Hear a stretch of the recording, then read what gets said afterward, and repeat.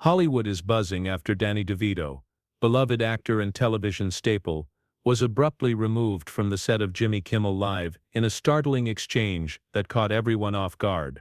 What was meant to be a relaxed promotional guest spot turned into a tense confrontation, revealing a very different side of Jimmy Kimmel from his usual polished on-air persona.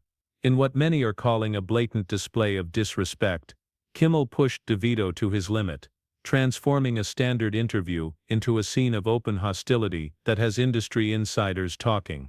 This isn't just another rumor, it's a revealing look into the behind-the-scenes power dynamics of late-night TV. Stay tuned as we break down exactly what happened, and don't forget to subscribe and share your take in the comments. This story offers a glimpse into the real Jimmy Kimmel like never before. According to several crew members who witnessed the situation firsthand, the tension began long before DeVito even walked onto the stage. The seasoned actor arrived at the studio in high spirits, joking with crew, swapping stories from his long career, and showing appreciation for the staff. Danny was all class, one lighting tech noted. He asked everyone's names, thanked people for their hard work, just made everyone feel comfortable.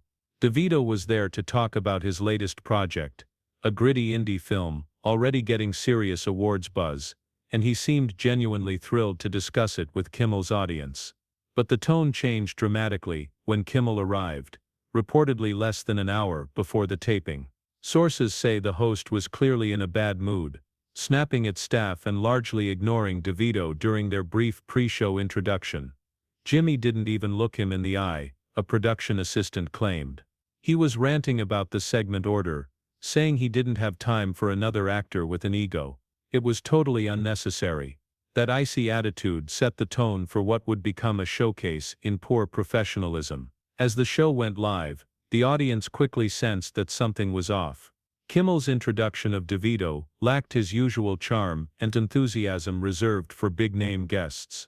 When DeVito stepped on stage, full of energy and warmth, the host barely stood to greet him, offering a limp handshake that seemed more obligation than welcome. The contrast was glaring. DeVito, gracious and upbeat, Kimmel distant and seemingly irritated. The interview began with routine questions about DeVito's film, but it didn't take long for Kimmel's tone to shift. Rather than focusing on the project, he started asking strangely pointed questions about DeVito's early career, questions that felt more like subtle digs than genuine interest. "You've been at this forever, Danny. Ever think about slowing down, letting the younger guys have their turn?" Kimmel asked, smirking. The crowd laughed awkwardly, but DeVito kept it professional. "I'm just getting started, Jimmy," he replied with a smile. "This work keeps you young. If you love it, you stick with it." Kimmel didn't let up. "Sure, but let's be honest, some of those early roles. Didn't you play a lot of oddballs and outcasts?" he said. The comment hit like a cheap shot, and for a brief moment, DeVito's smile slipped. "I played characters with heart," he said calmly. "Every role is a chance to tell a story, whether it's a king or a cab driver." The audience applauded, but Kimmel's expression turned cold, his eyes narrowing. Kimmel's eyes narrowed, as if annoyed that DeVito hadn't taken the bait. According to insiders, the host appeared set on throwing his guest off balance. "He gets like that sometimes," a stage manager shared. "If a guest doesn't go along with his routine, he starts pushing harder, almost like he's trying to prove he's the one in charge." That's exactly what followed. Kimmel abruptly shifted focus, bringing up an old rumor about DeVito's on-set behavior from a classic sitcom. "So Danny, there's this story that you used to, what, throw tantrums when things didn't go your way. Want to clear that up?" The unexpected accusation quieted the audience, who sensed the shift from lighthearted to confrontational. DeVito leaned back, his usual grin replaced with calm resistance. "Jimmy, I've been doing this for over 50 years, he said steadily. "You hear all kinds of stories, most of them nonsense. Anyone who's worked with me knows I show up, do my job, and treat people with respect." His reply was composed but carried a subtle warning, one Kimmel chose to ignore. "Oh come on Danny," Kimmel pushed, leaning forward. "You're telling me you've never lost it on set, not even once? Hard to believe." The tension was now unmistakable. DeVito tilted his head slightly, eyeing Kimmel with a quiet intensity. I'm saying I don't waste energy on drama, Jimmy. I save it for the work. Maybe you should try that sometime. The crowd broke into applause, some even cheered. Kimmel's smile didn't quite reach his eyes as he leaned back, clearly unsettled, but unwilling to drop it.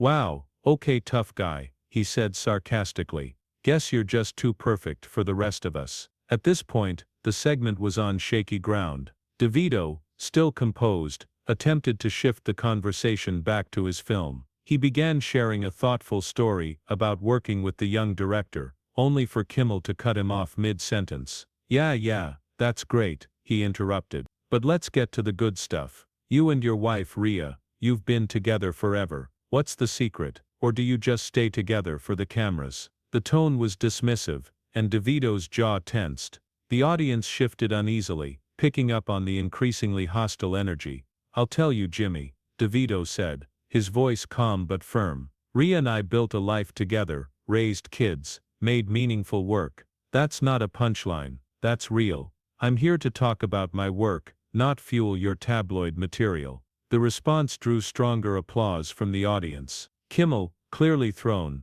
tried to recover with a forced laugh. Oh relax Danny, it's just a joke. You know comedy, this is a comedy show. But the room wasn't laughing. Off stage, the producer was signaling urgently for a commercial break, sensing the conversation was slipping out of control. As the show cut to commercial, the tension backstage was palpable. DeVito sat quietly, eyes downcast, while his publicist spoke quickly into his ear. On the other side, Kimmel huddled with his executive producer, gesturing tensely, face flushed with frustration. Crew members later shared that the producer pleaded with Kimmel to de-escalate, warning the segment had gone too far. But Kimmel, defiant, brushed it off, muttering something about not letting DeVito take over the show. The audience, still buzzing from the charged exchange, sensed the conflict wasn't over. As the countdown to return from break began, the pressure built. When the cameras came back on, Kimmel forced a smile, but it looked strained, as if he were barely keeping it together. DeVito meanwhile, sat upright, his face unreadable but firm, like someone who had decided he wouldn't be pushed around any longer. Kimmel opened the segment with a strained joke about the weather, clearly attempting to lighten the mood, but the crowd's reaction was lukewarm. He quickly shifted focus back to DeVito, and any hope of a reset disappeared. So Danny, Kimmel said, his tone edged with sarcasm, you're this big-time producer now, huh? Always sunny, all those projects, ever get tired of playing the boss, calling the shots? The comment was clearly intended as a dig, casting DeVito as some kind of control freak. DeVito remained composed. Producing's about teamwork, Jimmy, he replied calmly. It's about bringing people together to create something meaningful. I don't boss people around. I work with people who share the vision. His even tone only seemed to frustrate Kimmel further. Yeah, but you've got a reputation, Kimmel continued, leaning in like a prosecutor. People say you're, let's say, intense, like you won't take no for an answer. That accurate? The mood shifted again, the audience sensing tension returning. DeVito's eyes narrowed slightly, though his voice stayed measured. I'm passionate, Jimmy. When something matters, you fight for it. You'd understand that if you ever took a risk on anything original. The comment hit its mark, a subtle but sharp critique of Kimmel's predictable show format. The crowd reacted with a mix of gasps and applause, while Kimmel's grin disappeared. Oh wow, okay, he said tightly. So now you're the artist, and I'm just some hack. That's rich, from a guy who's been writing the same sitcom for 20 years. The shot landed, and for the first time, DeVito's calm slipped. Always Sunny is still going, because people connect with it, he replied sharply. We take chances, we tell stories most won't touch. When was the last time you did something that scared you, Jimmy, besides bombing in front of your own audience? The room erupted again, some clapping, others murmuring in disbelief. Kimmel's face reddened, and he gripped his desk like he was trying to stay grounded. The show's producer, now visibly distressed, was motioning frantically to cut, but Kimmel pushed ahead. You know what, Danny, I don't need a lecture from you, Kimmel snapped. I've done this show for years, dealt with egos bigger than yours. You think you're untouchable, because you're a Hollywood legend. Newsflash, legends fade. Silence fell across the room. The venom in Kimmel's tone had clearly shocked the crowd. DeVito leaned forward, his presence suddenly commanding. "I don't think I'm untouchable, Jimmy," he said quietly, but firmly. "I think I deserve respect, just like anyone else who walks onto this stage. You're the one acting like you're above it." Kimmel scoffed and rolled his eyes. "Respect? You want respect?" he shot back. "Try not sending your team with a list of demands before you even show up. Don't ask this, don't bring up that. What are you trying to hide, Danny?" It was a low blow, suggesting DeVito was dodging honest questions like some out-of-touch diva. DeVito's jaw tightened, but he kept his composure. "My team works with yours to make the show run smoothly," he replied. "That's how it's done. If you've got issues with that, take it up with them, not me." "Oh, I'm taking it up with you," Kimmel shot back, his voice rising. "This is my show, my rules. You don't get to stroll in here and act like you're doing me a favor." The audience was silent now, the discomfort in the room unmistakable. DeVito didn't blink. "I came here to talk about a film I'm proud of," he said, his voice steady but pointed. "If you're not interested, maybe I should find a..." The tension was undeniable, and for a moment, it seemed like DeVito might walk off the set entirely. The producer, now rushing toward the stage, signaled for another commercial break, and the cameras cut just as Kimmel prepared to respond. The second break did little to ease the pressure backstage. DeVito's team was deep in discussion, considering whether to pull him from the rest of the segment. But DeVito remained in his seat, his expression calm but firm, waving off his publicist's urgent suggestions to leave. "I'm not going anywhere," he reportedly said, his tone quiet but unwavering. Meanwhile, Kimmel paced behind the scenes, dismissing his producer's repeated efforts to calm the situation or steer things in a safer direction. "He's not making me out to be the bad guy," Kimmel snapped, loud enough for nearby crew members to overhear.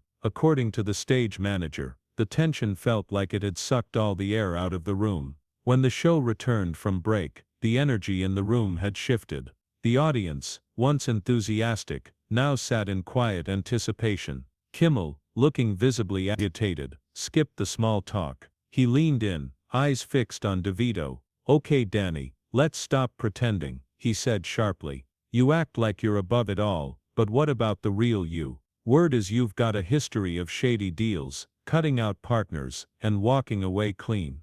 The allegation came out of nowhere, and the audience audibly reacted. DeVito's face tensed, but he stayed composed. "That's a serious accusation, Jimmy," he replied, his tone controlled. "You got any evidence, or just throwing things out there to see what sticks?" The challenge landed. Kimmel hesitated for a moment, caught off guard by DeVito's directness. "I'm just saying what people say," Kimmel deflected, his usual confidence slipping. "You've been around a long time, there's got to be something." DeVito leaned in, his voice steady. "People say a lot of things, Jimmy. That doesn't make them true. I've built a reputation on reliability, not backstabbing. If you're looking for dirt, maybe check your own record." The crowd responded with loud applause, some even rising to their feet. Kimmel's expression darkened. "Oh, that's rich," he fired back. "You're going to stand there and preach about trust with your whole lovable Danny act. Everyone knows it's just a mask." The personal jab was harsh. For the first time, DeVito's composure cracked. He stood, his presence commanding. "I'm done here, Jimmy," he said firmly, his voice cutting through the silence. "I came to talk about my work, not be insulted on national television. If you want to take cheap shots, fine, but don't act surprised when it backfires." Kimmel laughed, but it rang hollow, his confidence clearly shaken. "Oh, what, you're walking out now?" he shouted. "Figures, can't handle a real conversation." DeVito didn't flinch. "A conversation goes both ways, Jimmy. What you're doing, that's not it. I'm not sticking around for this." He turned and walked off, prompting the audience to erupt in cheers, many chanting his name. Kimmel, now visibly rattled, stood and tried to speak over the crowd. "Yeah, go ahead, leave," he called out, his voice strained. "That's what you do when things get tough, right?" But by then the moment had passed, and the damage was done. DeVito paused, and slowly turned back, eyes sharp. "You think I'm running?" he said, his voice cutting through the tension. "Oh." I'm walking out because I've got better things to do than feed your ego. You're not being a host, Jimmy. You're just acting like a bully who's forgotten how to do his job." The comment hit hard. Kimmel's face went pale. The producer, now on stage, attempted to de-escalate, but Kimmel brushed past him. "You don't talk to me like that," he snapped, his voice unsteady. "This is my show." DeVito remained calm and stepped forward. "Then act like it," he replied. "Stop making a scene." The audience stood, some cheering, others stunned into silence. The director, realizing the segment couldn't continue, cut to another commercial, but not before the cameras captured Kimmel's stunned expression and DeVito's firm stare. Backstage, things quickly unraveled. Security appeared, apparently at Kimmel's request, to escort DeVito out. "You'll need to come with us," one guard said. DeVito raised a hand. "I'll leave on my own terms," he replied, his voice calm but firm. The guards paused, unsure of how to proceed. DeVito's team quickly gathered around him in support. The hallway was filled with tension, egos, and adrenaline. DeVito walked toward the exit with quiet composure, head high, as the guards followed closely. Crew members looked on, some shaking their heads at Kimmel's behavior. A few murmured words of support as DeVito passed. Kimmel, not willing to let things go, rushed after him, his tie loose, his expression a mix of anger and urgency. "Danny, wait," he called out, his voice echoing in the corridor. "You can't just walk out like that." DeVito kept moving, but his publicist shot Kimmel a sharp look that made it clear the conversation was over. The head of security, caught between Kimmel's orders and the optics of stopping a respected guest, moved to block DeVito's path. "Mr. DeVito, we need you to wait. Jimmy wants to talk." DeVito stopped and turned to face him.